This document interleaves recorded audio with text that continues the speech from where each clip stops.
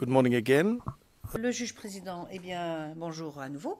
Monsieur MacDonald, vous avez la parole. Monsieur MacDonald, merci, Monsieur le Président. Madame, Messieurs les juges.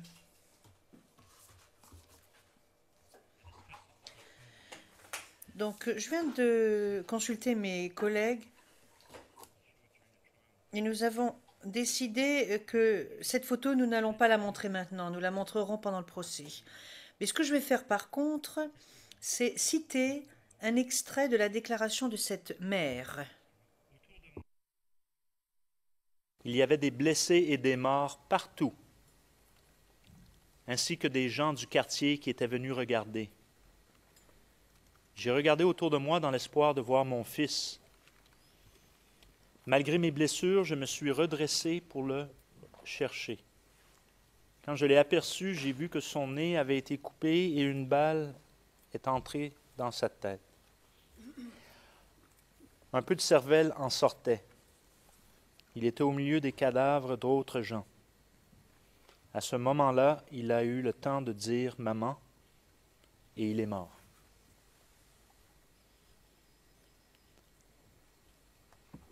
At least one more. Il y a au moins une autre personne qui est morte à cet endroit et nombreux furent les blessés. Madame, Messieurs les juges, ces victimes innocentes étaient des civils qui vaquaient à leurs occupations normales. Elles ont été ciblées, ces victimes, parce qu'elles vivaient à Abobo et que, par conséquent, elles étaient identifiées par M. Gbagbo et son entourage immédiat comme l'ennemi, comme des sympathisants. Ils étaient perçus comme des sympathisants de M. Ouattara.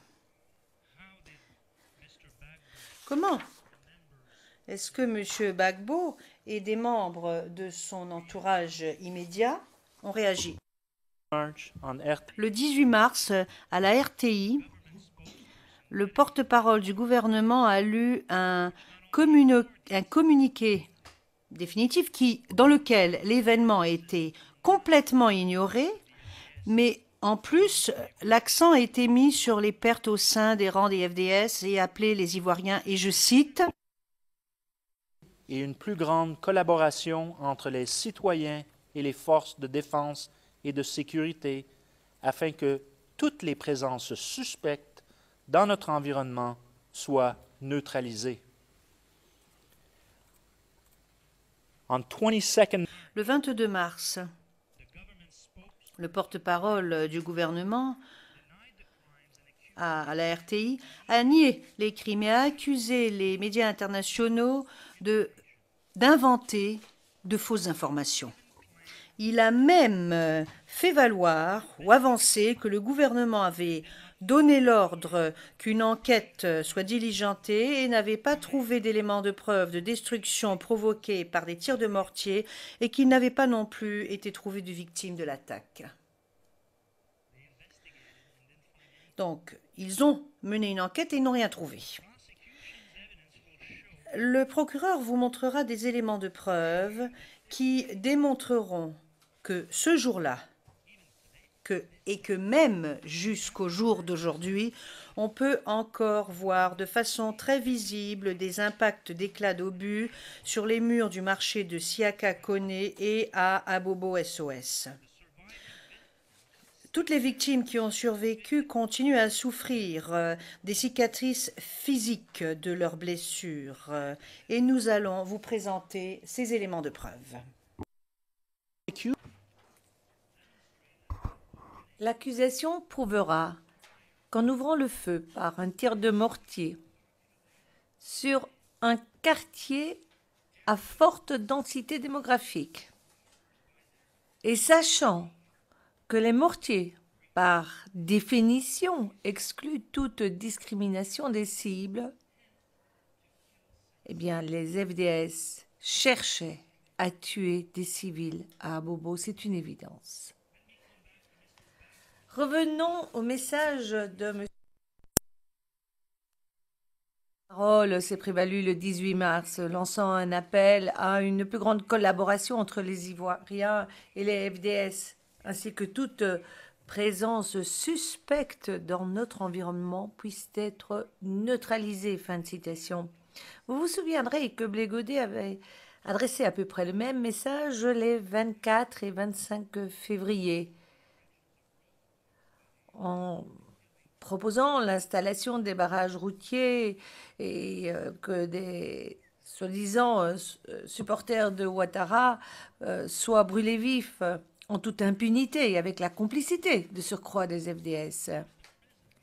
C'était le message à l'époque, et cette fois-ci, c'était le même message par le président lui-même, M. Gbagbo, qui lançait un appel à ses partisans, et y compris les jeunes, pour qu'ils agissent. Une fois de plus, Blé Godet était sur la ligne de front de cette stratégie de l'entourage immédiat. Le 19 mars 2011, il a rassemblé des milliers de jeunes et leur a appelé les a invités à s'enrôler dans l'armée afin que Gbagbo puisse rester au pouvoir. Blé Godet a pris la parole et un maître de cérémonie dans la foule a crié qu'il fallait libérer la Côte d'Ivoire de cette vermine, et ce, une fois pour toutes. Ce sont des paroles qui furent accueillies par des acclamations. C'était la foule qui acclamait.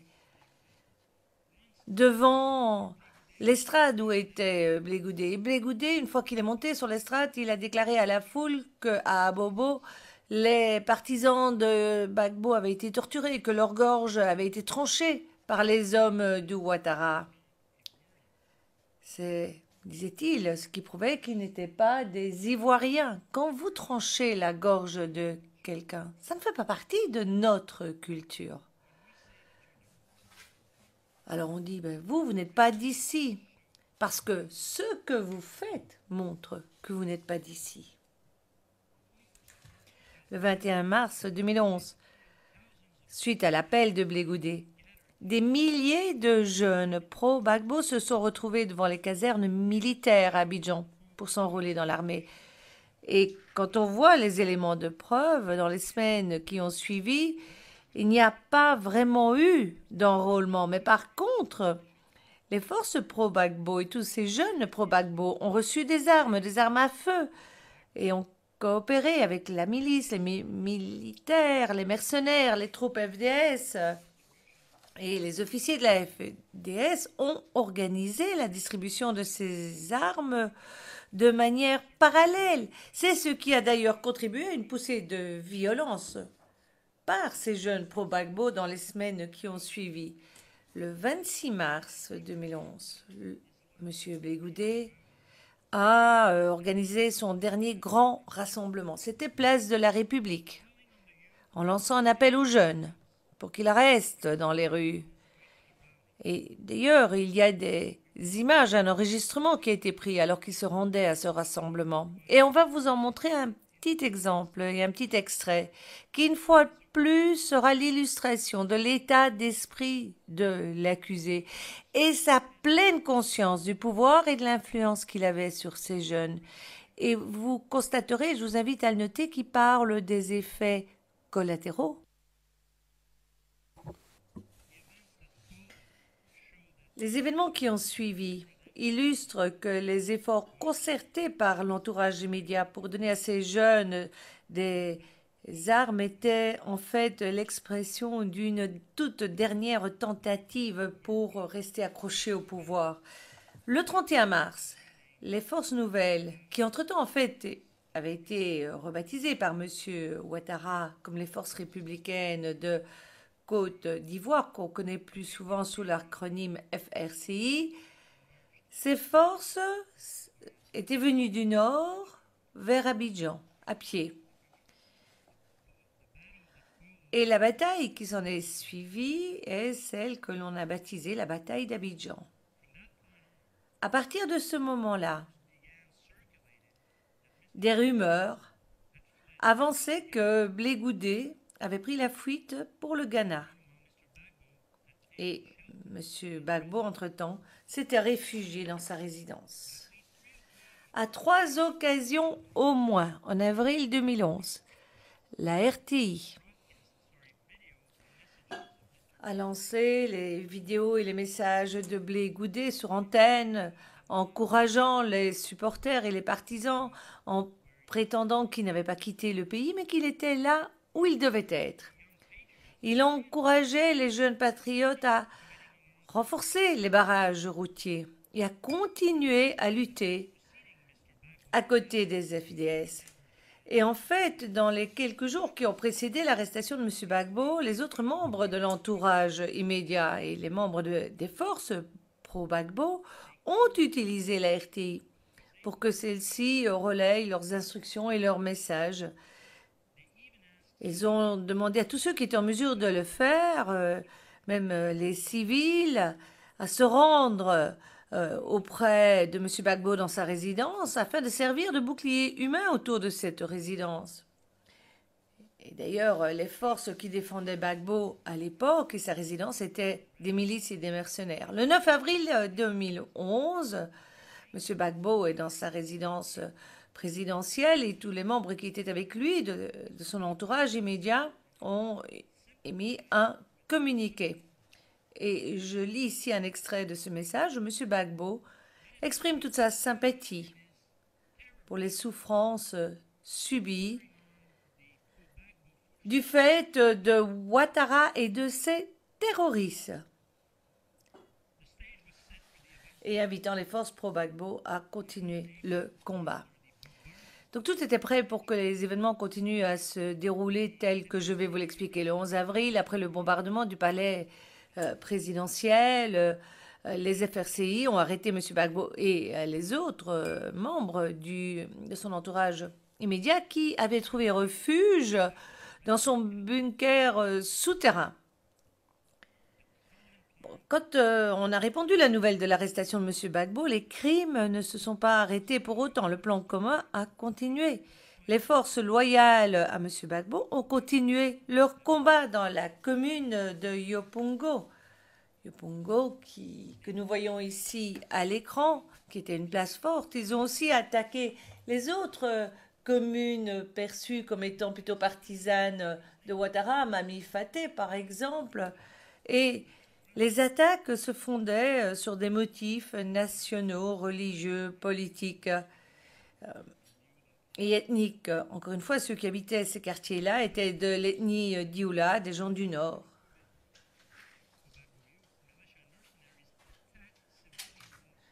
Et les forces pro-Gbagbo ont attaqué les civils qui étaient en rue. C'était aussi les jeunes pro-Gbagbo, les milices, les mercenaires. Ils les attaquaient à la machette ou à la kalachnikov pour des motifs parce qu'ils étaient dioula ou tout simplement des gens du Nord, ou ils étaient simplement perçus comme des pro-Ouattara. À Mami Faté, on a identifié par exemple le cadavre de 18 hommes qui ont été identifiés parce qu'ils étaient de l'ethnie dioula. Et ils provenaient tous de Mami Faté. Et le 12 avril, on entendait les milices pro-Gbagbo répéter qu'ils allaient tuer tous les dioula qui trouvaient ce jour-là. Et on les voyait perpétrer ces crimes. Des femmes ont été violées. Parfois, c'était des viols collectifs. Et dans le quartier de Mami Faté, le témoin P185, qui à l'époque était mineur, a été violé par deux hommes pro-Gbagbo qui sont rentrés dans sa maison. Ces hommes ont emmené son père avec deux autres hommes en annonçant qu'il allait le tuer. P185 n'a plus jamais revu son père. Et elle dit que les auteurs étaient prêts à tous les tuer. Et d'ailleurs, en français, il disait « C'est notre pays que vous voulez prendre ». D'autres femmes ont été violées devant leurs enfants. Ce jour-là, les forces pro-Gbagbo ont tué au moins 62 personnes, majoritairement des hommes, si pas uniquement, et violé au moins 8 femmes et blessé au moins 2 femmes. Et ça, Ce sont des chiffres que j'avance, mais qui sont prudents. Et à l'écran, vous pouvez voir une image satellite de la mosquée de Lem à Doucouré. Et juste à côté, il y a une fosse commune où ont été enterrées les victimes de cette attaque.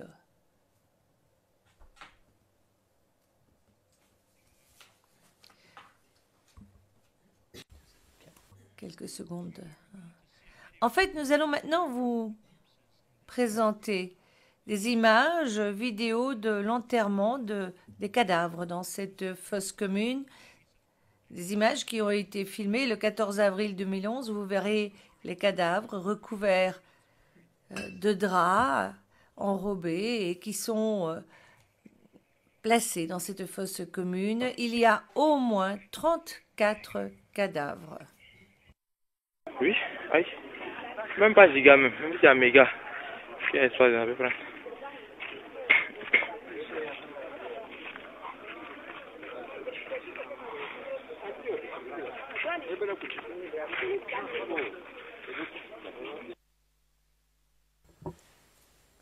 These crimes committed on 12th of April Ces crimes commis le 12 avril n'étaient pas des actes isolés. Ces crimes sont le résultat des incitations à la haine et à la violence qui existaient depuis le début de la crise.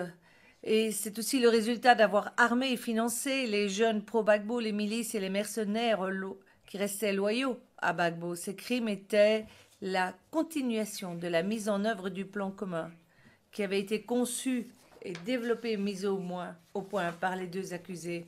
Je vais maintenant arriver à la dernière partie de cette présentation sur les actes et les omissions de messieurs Gbagbo et Blegoudé, et invoquant ainsi leur responsabilité pénale pour ces crimes tels que repris dans les charges et en application des modes de responsabilité compris aux articles 25 et 28 du statut. Madame et messieurs les juges, le droit qui s'applique en l'occurrence sur les modes de responsabilité compris dans la décision confirmant les charges ont été également présentés dans ce mémoire préalable présenté par le procureur.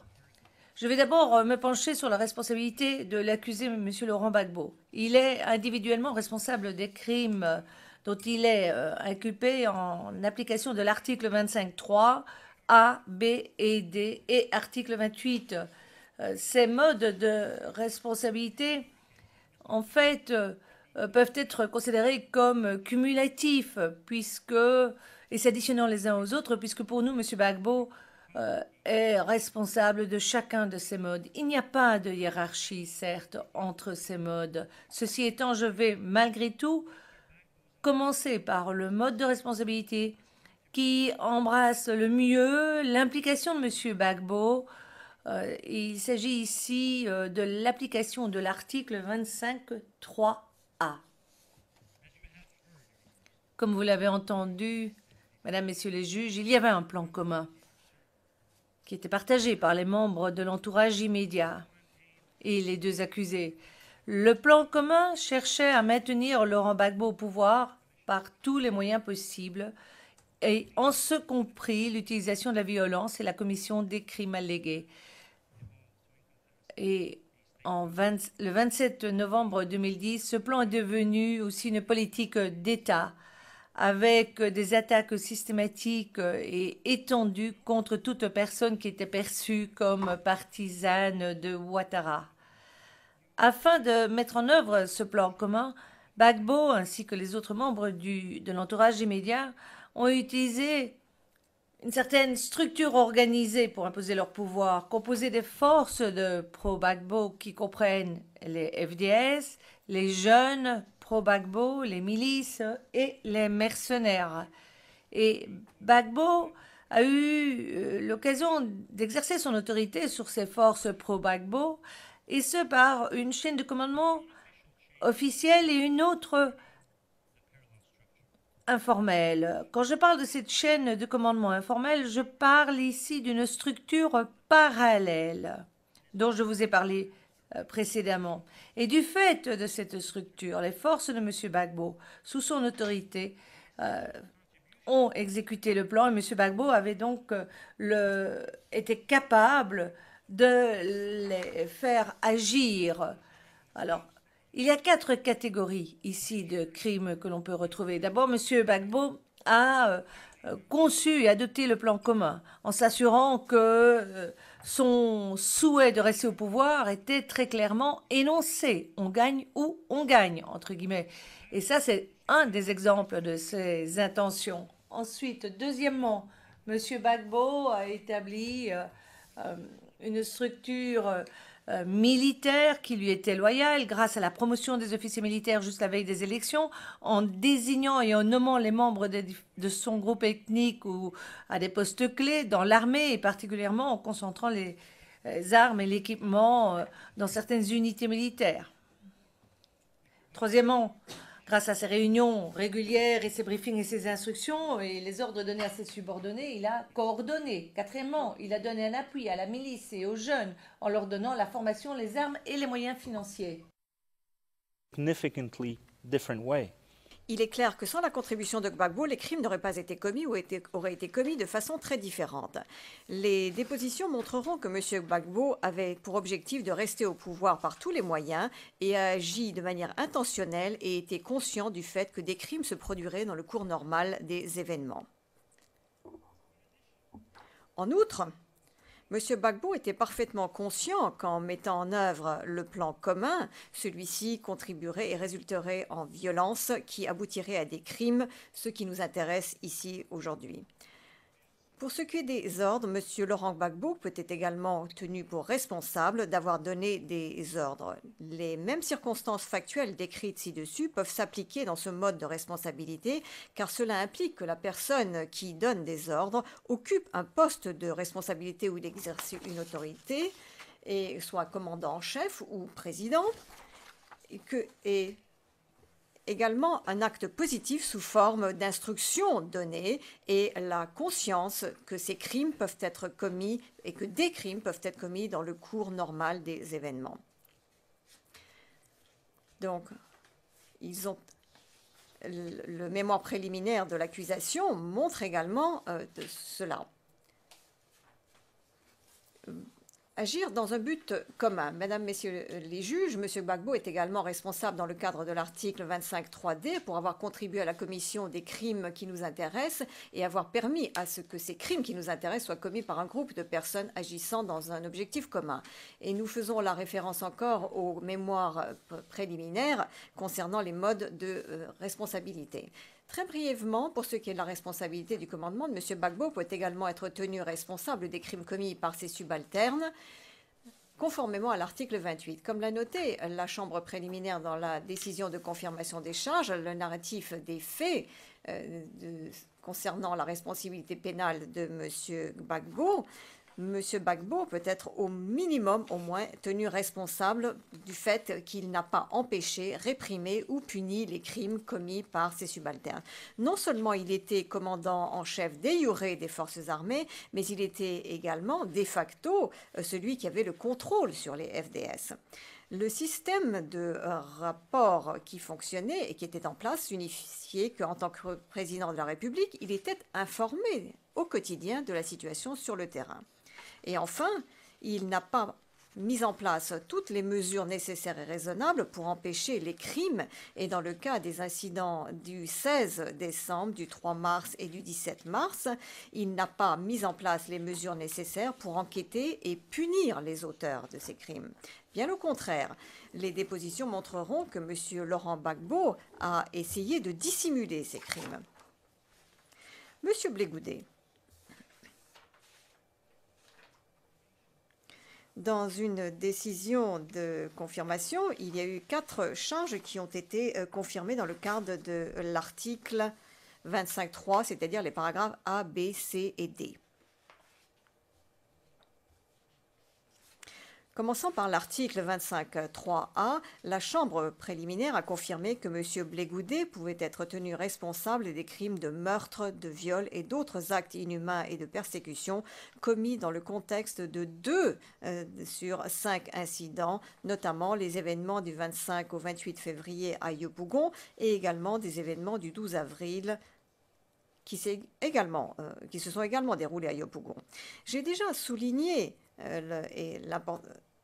le plan commun qui avait pour objectif de maintenir M. Laurent Gbagbo au pouvoir. Donc nous n'allons pas y revenir. Mais concernant M. Blé Goudet, ce contrôle particulier, et c'est là que c'est important, s'exerçait sur la jeunesse pro-Gbagbo. Et ceci est démontré très clairement par le recrutement des jeunes dans les FDS, ainsi que le recrutement, la formation et le financement par lui de milices et de mercenaires. Cela concerne également ses ordres et le fait qu'il leur demande d'attendre et d'être prêts. Mais la contribution de M. Blé Goudet au plan commun était essentielle. Et ce, de la façon suivante. Il exerçait l'autorité, contrôlait et influençait les jeunes et les mobilisait pour commettre des actes de violence. Il exerçait une influence sur les forces armées, en tous les cas au sein de la structure parallèle, à travers ses discours et ses échanges avec des membres importants des FDS.